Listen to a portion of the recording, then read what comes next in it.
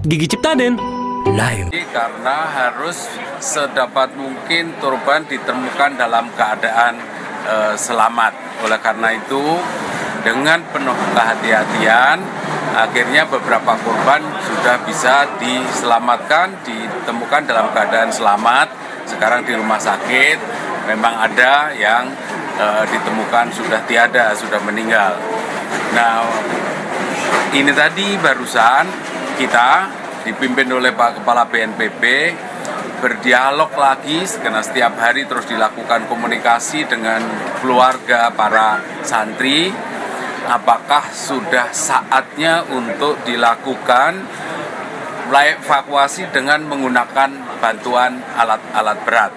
Sebagaimana tadi disilahkan oleh Basarnas bahwa memang dengan bantuan peralatan yang maksimal yang kita miliki, baik itu peralatannya Basarnas, BNPB maupun bantuan dari berbagai pihak, tidak lagi ada tanda-tanda ditemukan kehidupan.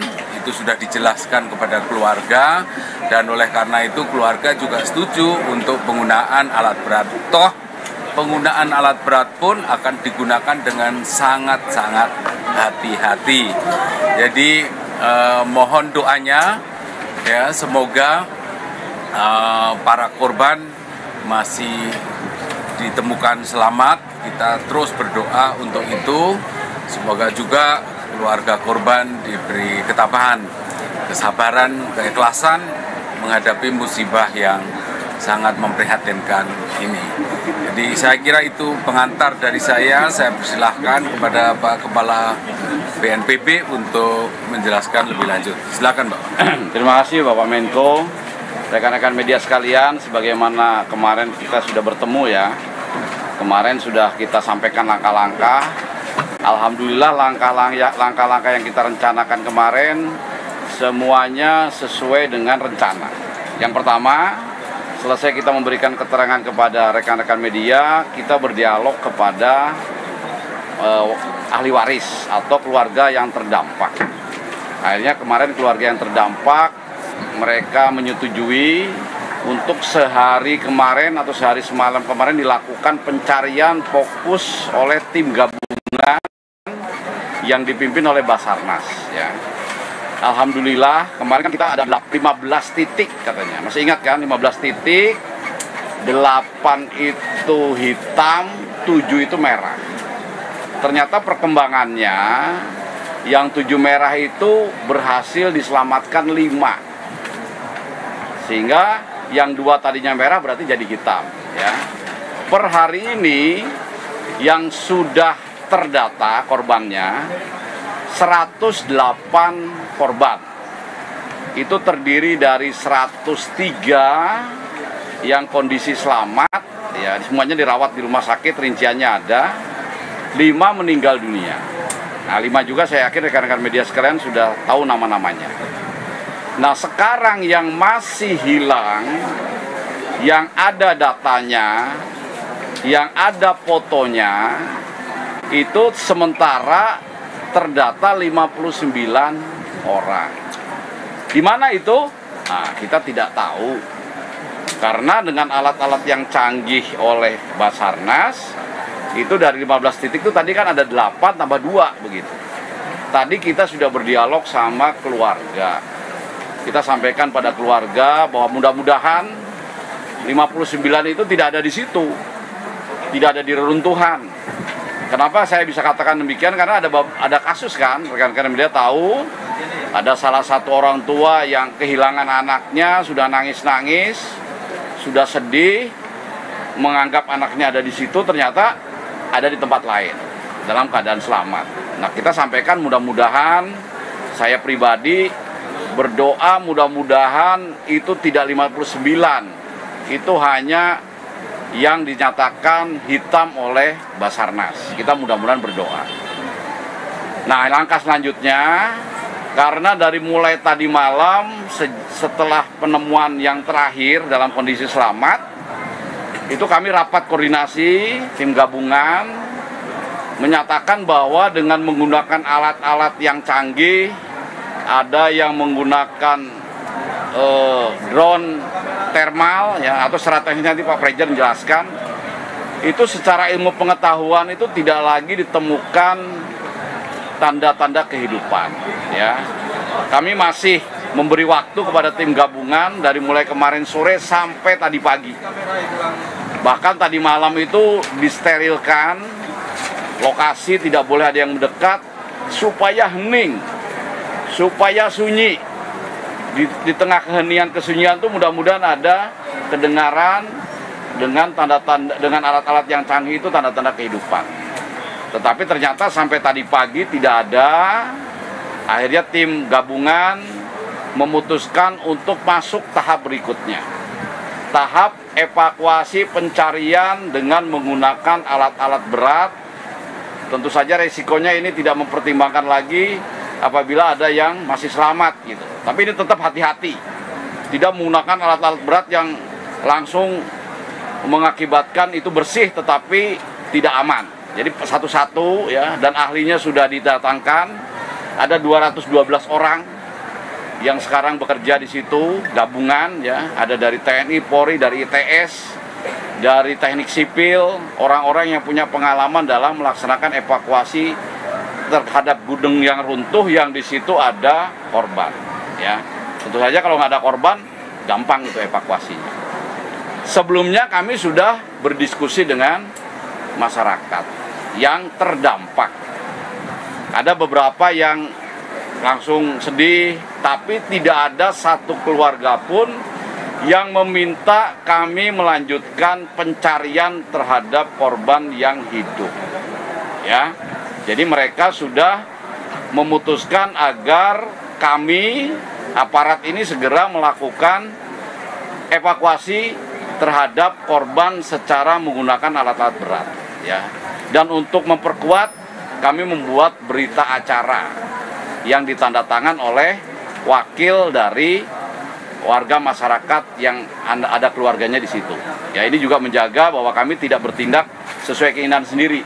Kami sudah tawarkan kalau Bapak Ibu warga masyarakat yang keluarganya jadi korban, kalau meminta kami untuk mencari seperti kemarin secara manual, satu-satu untuk mencari yang selamat, kami akan lakukan.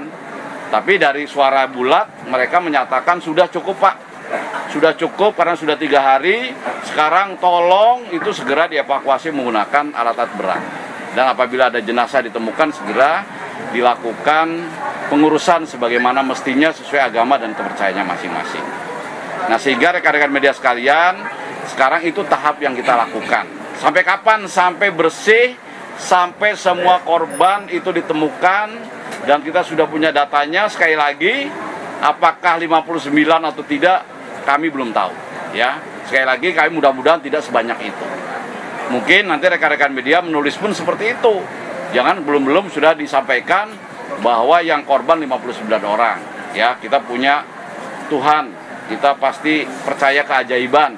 Mudah-mudahan tidak seperti itu. Mungkin itu ya yang ingin saya tambahkan dalam kesempatan ini, dan kami kembalikan kepada Bapak Menko, barangkali dibuka pertanyaan dari rekan-rekan media, mungkin kami siap menjawab. Mungkin itu Bapak Menko. Dari Basarnas ada Terima kasih.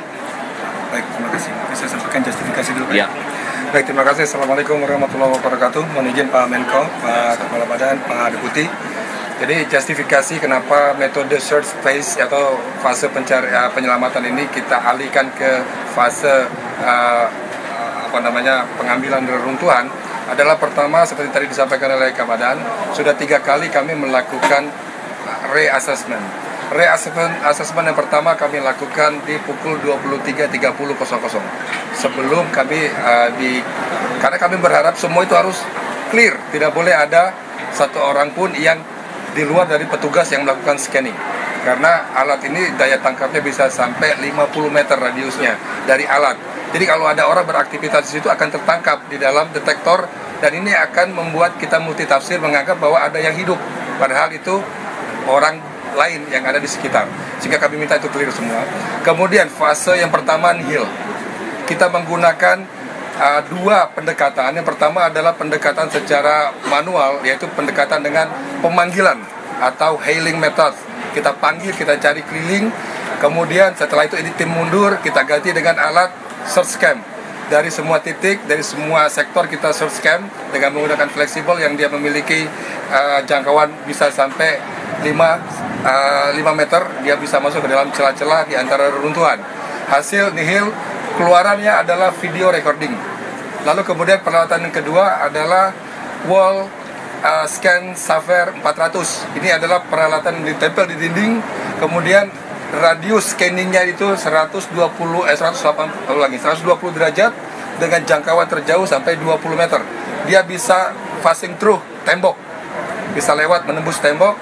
Indikator yang ditangkap adalah dua. Pertama, life sign, tanda-tanda kehidupan dari denyut nadi, kemudian dari panas tubuh dan juga dari pergerakan. Lalu kemudian yang kedua adalah jumlah yang bergerak. Kalau yang tanda kehidupan dalam bentuk signal, dalam bentuk grafik, tetapi kalau jumlah orang dalam bentuk coding warna. Kalau misalnya di dalam ada 5 saja memberikan gerakan halus dan dia tersebar, maka akan keluar 5 coding warna. Sehingga alat ini akan lebih spesifik, bisa memfilter berapa banyak gerakan yang ada di dalam. Karena pada saat kita scanning, sebelum alat ditangkap, kita berikan instruksi dengan penguat bahwa mereka kalau bisa bergerak, lakukan gerakan kecil agar kami bisa melakukan scanning. Itu kami beri instruksi. Jadi bukan kami pasif bawa alat diam-diam, tidak. Tapi kami kasih instruksi kepada orang yang di dalam, mudah-mudahan ada bisa memberikan respon balik dari scanning tersebut. Lalu kemudian peralatan ketiga adalah multi-search scanning. Peralatan ini bekerja dalam versi 2. Yang pertama adalah visual, yang kedua adalah seismic motion atau gerakan halus yang ada di solid surface atau di permukaan keras. Bisa dia ketuk seperti ini sudah bisa ditangkap alat itu, dan nanti akan terlihat di monitor dia posisinya berapa jauh dari jarak dan vektor ataupun sudutnya itu berapa jauh dari alat, sehingga kita bisa plotting di mapping di site sketch collapse building. Lalu kemudian ini fase cara kami melakukan scanning. Lalu kemudian fase kedua, reassessment kami laksanakan di pukul 02.00 di tanggal 2 Oktober, artinya tadi dini hari. Hasil pencarian tetap nihil. Lalu kemudian kami menvalidasi kembali, berharap ada perubahan. Jam 7.00 tadi kami juga lakukan kembali scanning, namun hasilnya nihil. Kami sudah laporkan hasil scanning ini ke Kepala Basarnas, dan dari Kepala Basarnas sudah disounding dengan Kabadan. Kemudian dilakukanlah rapat konsolidasi tingkat pimpinan untuk mengambil langkah-langkah selanjutnya, dan berikutnya sudah disampaikan oleh Kepala Badan. Kurang lebih demikian yang kami sampaikan justifikasi kenapa dari rescue phase kemudian pindah ke crane phase. Bolehlah kita bisa sampaikan crane phase, fase craning. Jadi kita menggunakan crane, tidak menggunakan dozer. Satu-satu seperti tadi disampaikan oleh Kabadan, diangkat dulu puing-puing yang tidak terkoneksi. Setelah yang terkoneksi selesai, diambil blok-blok tapi yang kurang dari 5 ton. Kalau dia lebih dari 5 ton, maka akan dilakukan proses cutting. Setelah diangkat satu blok, maka akan di-assessment apakah ada target dalam pencarian di lokasi. Kalau tidak ada, dilanjut fase berikutnya, pengangkatan lagi. Setiap pengangkatan benda yang besar akan dilakukan scanning ulang untuk memastikan jangan sampai ngangkat terus tidak ngecek. Jadi setiap kali ngangkat ada perubahan struktur, maka kita lakukan assessment kembali apakah ada target yang dicari di dalam atau tidak, sampai proses ini selesai. Dan kami sampaikan 7 orang yang ada di sektor A2 posisinya berada di lantai dasar, dan itu posisinya di bawah himpitan balok besar. Tidak bisa dievakuasi kalau tidak struktur atas ini diangkat. Itu yang pertama. Yang kedua, kenapa ini segera berpindah? Karena apa? Fase decomposive, pembusukan, busuk itu dari fase 1 kurang dari 12 jam, kemudian fase kedua kurang dari 24 jam, fase ketiga lebih dari 48 jam akan terjadi penyebaran hal yang dapat memberikan dampak hidup, karena ini adalah unsur kimiawi dan biologis yang dikeluarkan oleh kita dari sini saja. Kadang-kadang sampai sama-sama kita tercium, dan itu bisa terabsorb lewat pernapasan, bahkan juga bisa melalui permukaan kulit, karena kita di sini daerahnya cukup panas, temperatur tinggi, kita pasti basah. Demikian, terima kasih. Saya kembali. Terima kasih, saya tambah.